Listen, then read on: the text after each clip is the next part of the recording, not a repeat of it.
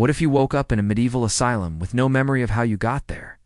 The year is 1347, and madness is treated with chains, cold stone cells, and cures that would horrify modern medicine. But why does everyone keep calling you by a name that isn't yours? And why do the monks seem terrified every time you speak? To understand what you're about to face, you need to know how you ended up here in the first place. Medieval diagnosis of madness was less medical science and more community vote. Local priests and authorities decided who was insane based on whatever behavior seemed disruptive or inconvenient. The definition was ridiculously broad. Prolonged grief, madness, a woman going through menopause, obviously insane. Epilepsy was demonic possession. Even being left-handed raised suspicions. Medieval authorities had the diagnostic skills of a magic 8-ball, but 10 times the confidence. Women got special treatment. Widows who cried too much, unmarried women who refused proposals, anyone too talkative or not talkative. Enough. All evidence of female hysteria. Being a woman was basically a pre-existing condition for crazy. No medical exams, no tests, just community gossip and public behavior. If enough neighbors complained about you, you could be dragged away in chains. The diagnostic process was like online reviews, except instead of bad restaurant ratings, you got lifetime imprisonment. Anyone could be declared insane for almost anything. Your survival depended on staying invisible and never upsetting the wrong people. One bad day, one enemy, one misunderstood moment, and you're here chained to a stone wall, wondering how normal life became a nightmare so quickly. The accusations stuck like tar. Once someone whispered, "You might be mad." Everyone watched for proof. Every odd behavior got magnified until the label became your identity. Once they had you trapped, the first thing you'd experience was waking up in hell. Not to sunlight or a gentle nudge, but to the bite of cold metal digging into your wrists. Heavy iron restraints were bolted straight to the bedposts, unforgiving and unpadded. At least modern handcuffs come with a hint of comfort. The medieval ones came with complimentary tatanas and a lifetime guarantee. Your bed wasn't really a bed. No mattress, no pillow, just straw collecting bugs, dirt, and bodily fluids for who knows how long. 5-star hotels complain about thread count. Medieval asylums thought hay was luxury bedding with built-in wildlife entertainment. Guards woke patients by jabbing them. With wooden sticks, hard pokes that left bruises, it was like the world's worst alarm clock, except snoozing got you beaten, and there was no off button. If you resisted or complained, punishment came fast. Cold water splashed in your face. Sometimes entire buckets are dumped over your head in winter. Customer service complaints were handled with buckets of ice water instead of management. This was considered normal treatment. Guards believed they were helping by being harsh. Every morning started with pain, fear, and realizing yesterday wasn't a nightmare. And this was only the beginning of what they'd strip away from you. Patient clothing was passed down from person to person, year after year. The same tattered tunics that previous patients had worn sweated in. Bled on and dyed in. No washing between uses. It was like buying clothes from a thrift store, where everyone died wearing them, and the return policy was non-existent. Along with the filthy clothing, shoes were forbidden. Belts too. Anything that could be used as a weapon was removed. Undergarments didn't exist for patients. It's just one coarse tunic that barely covered your body. Medieval fashion was apparently one-size-fits-none. 0 accessories allowed, and the dress code was enforced by people with clubs. But the humiliation didn't stop at clothing. Hair got shaved off completely. Guards claimed this prevented lice, but really it was about control and degradation. They used dull razors that pulled and cut. Sometimes they'd leave patches to make patients look more disturbing to visitors. The barbers were apparently trained by people who cut grass with butter knives and learned anatomy from stick figures. Despite the hair shaving, body lice were everywhere. Anyway, these tiny insects lived in clothing, seams, and bedding. They bit constantly, causing intense itching and infection. The pest control method was basically giving everyone buzzcuts and hoping for the best. Adding to the misery was the overwhelming stench. Human waste mixed with sweat, mold, blood, and rotting food. Fresh air was considered dangerous for mad people, so windows stayed closed. Darked. Guards wore cloth over their noses when entering patient areas. After all this treatment, your reflection would be unrecognizable. Bald head, hollow eyes, torn clothing, and skin marked by restraints. The transformation stripped away your humanity piece by piece. And after they finished stripping away your dignity, your body would start demanding something even more basic. Breakfast wasn't served, it was dumped. Crusts of moldy bread sitting for days. Congealed stew with chunks of unidentifiable meat floating in grease. Water so thick with ash and dirt you couldn't see through it. The food was so bad that vultures would probably ask for a refund and file a complaint with the health department. Meals got thrown into wooden bowls or directly onto the floor. Patients ate with their hands because utensils were considered dangerous weapons. Apparently, forks were too risky. But starving people fighting over scraps was perfectly safe management. It was no eating schedule. Guards fed patients when they remembered or felt like it. Sometimes meals came 3 times a day, sometimes once, sometimes not at all. It was like playing mealtime roulette, where the house always won, and the prize was questionable soup. Fights over food happened daily. Desperate patients stole scraps from each other, leading to violence that guards usually ignored. Unless someone got seriously hurt, staff let patients battle over moldy bread crusts. Dinner and a show meant watching people fight. Over garbage while you ate actual food, quality was deliberately poor. Spoiled vegetables, rancid meat, and contaminated water were standard. Many patients got sick from eating, but refusing food meant starvation. Guards claimed bad food was appropriate for mad people. Water was especially dangerous. Drawn from polluted sources and stored in dirty containers, it caused diseases that killed patients regularly. Clean drinking water was reserved for staff and visitors. Mealtimes became lessons in survival rather than nourishment. You learned to eat quickly before someone stole your food, to swallow without tasting, to be grateful for any calories that might keep you alive. But they weren't done with you yet. Rest wasn't part of the asylum experience. Patients became unpaid laborers, forced to maintain the very buildings that imprisoned them, sweeping corridors, carrying heavy buckets of human waste, breaking rocks for construction.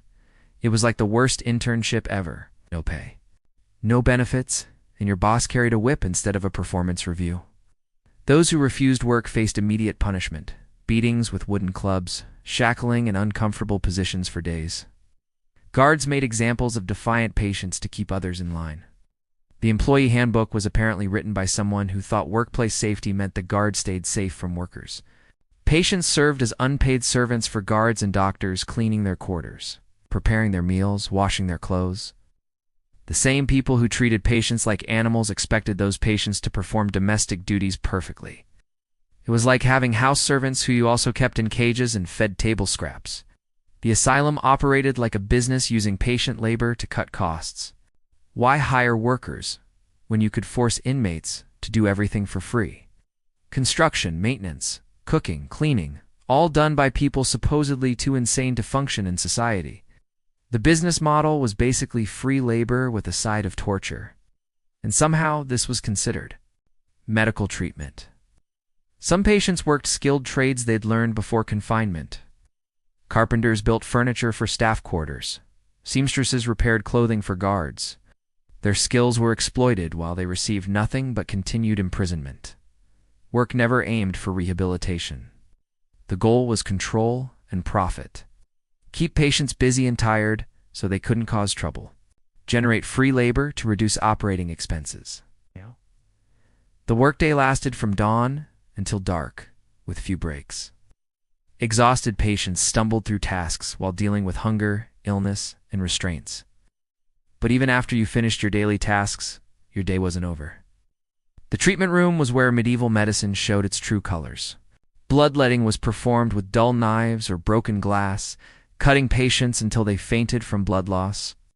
It was like going to a barber who thought your problem was having too much of that red stuff inside you. Burning hot irons were pressed to scalps and spines to chase out evil. Screaming could be heard throughout the asylum as heated metal seared flesh. The medical theory was apparently that demons were allergic to third-degree burns. Starvation was used as a reset method for violent or unresponsive patients. Guards would withhold all food for days or weeks, believing hunger would shock the mind back to sanity.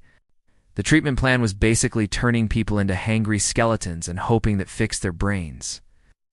The worst part was that doctors genuinely believed these treatments worked. Every scream was progress. Every sign of weakness was the madness leaving the body. Recovery meant surviving long enough to pretend you were cured. But when the sun started to set, a whole different kind of horror would begin. Sunset brought a different kind of horror, entertainment time. Some asylums charged admission for visitors to watch patient behavior. People paid money to see human beings at their lowest point. It was basically a human zoo where the admission price included a clear conscience and family fun for all ages. Guards staged performances using patients as unwilling actors. They'd force people to dance, sing, or fight for crowd amusement. Patients who refused were beaten until they complied. The entertainment industry was apparently founded by people who thought gladiator fights needed more mental illness and less professional training. Beatings often happened in front of audiences to demonstrate proper treatment of the insane. Guards would explain their methods while striking patients with wooden clubs. Visitors nodded approvingly as they watched human beings get tortured. It was like a medical conference, except the demonstrations involved more screaming, less learning, and no continuing education credits. Revenue from visitors helped fund asylum operations. The worse patients looked and acted, the more money spectators paid to see them. This created incentives to keep people looking as insane as possible. Evening entertainment could last for hours. Patients were forced to maintain performances, despite exhaustion, hunger, and pain. And when the crowds finally left and darkness fell, you'd discover what true fear felt like. Darkness brought no peace, only different fears. Corridors went completely black because lighting was considered unnecessary for mad people. No candles, no torches, no moonlight through barred windows. It was like living in a horror movie, except the monsters were real, the exit doors were locked, and nobody was coming to rescue you. The sounds never stopped. Someone was always in pain. Others were lost in delusions that made them call out to people who weren't there. Some patients sang lullabies to comfort themselves. It was nature's cruelest lullaby playlist, guaranteed to keep you awake all night with nightmares as bonus content. Violence between patients increased at night when guards couldn't see what was happening. Desperate people fought over scraps of food, better sleeping spots, or simply from the madness of their situation. Night shift security apparently meant no security at all, just hoping morning would sort everything out. Guards only intervened if they heard sounds of serious injury, maybe usually. They ignored patient conflicts unless someone might actually die. A few broken bones weren't worth investigating. The emergency response system was basically to wait and see if anyone stops breathing. Some people never survived their first night. The combination of cold, fear, hunger, and despair was too much for bodies, and minds already pushed beyond limits. Death became a form of escape that many patients welcomed. Temperature control didn't exist. Winter nights were brutally cold with no heating. Summer brought stifling heat with no ventilation. Patients shivered or sweated through long hours of darkness. Sleep was nearly impossible. Even when exhaustion finally won, nightmares would wake you within hours. Dreams of freedom felt like additional torture when you woke to reality. But for many patients, there was only one way this story would end. When patients died, their bodies were handled like garbage rather than human remains. No ceremony, no dignity, no notification of families. Guards would simply drag corpses out of cells and dispose of them as quickly and cheaply as possible. Death wasn't even the end of your problems. Your body could still end up with a worse job than you had alive. Some bodies got burned in secret to hide evidence of abuse. Others were sold to medical schools for dissection without consent. The afterlife employment opportunities were apparently limited to medical school cadavers or unmarked grave residents. With no pension plan, families often weren't told when their relatives died. Some learned by accident months later, others never found out at all. The asylum would simply stop accepting visits and refuse to answer questions.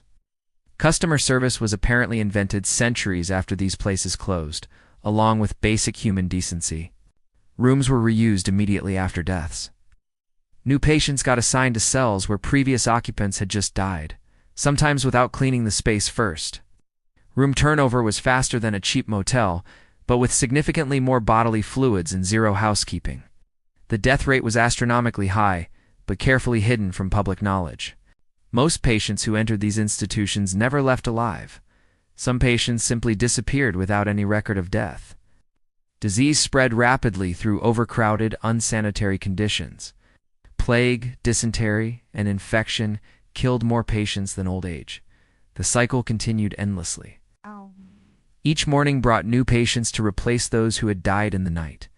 This was 24 hours in a medieval lunatic asylum, where survival itself was a miracle and humanity was the first casualty.